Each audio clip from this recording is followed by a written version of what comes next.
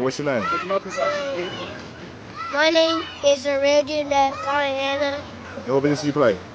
Mm, Running back.